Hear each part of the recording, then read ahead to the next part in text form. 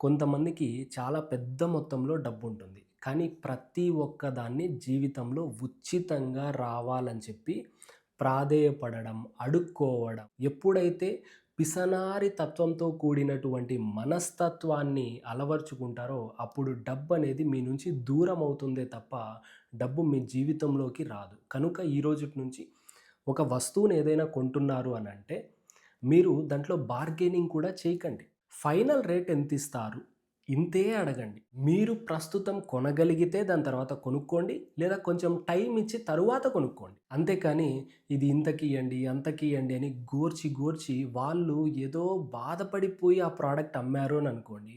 2, 3 రోజుల్లో ఆ ప్రోడక్ట్ విరిగిపోవడమో, చెడిపోవడమో ఏదో జరుగుతుంది. ఇంత డబ్బు పెట్టి మళ్ళీ ఇలా చేసుకున్నామా అని బాధపడుతూ కూర్చుంటారు. చాలామంది జీవితంలో ఇలాగే జరుగుతుంది. ఎవరైనా ఒక మనిషి ఒక ప్రోడక్ట్ ఇస్తున్నారు అంటే సాటిస్ఫై అయ్యి ఇవ్వాలి.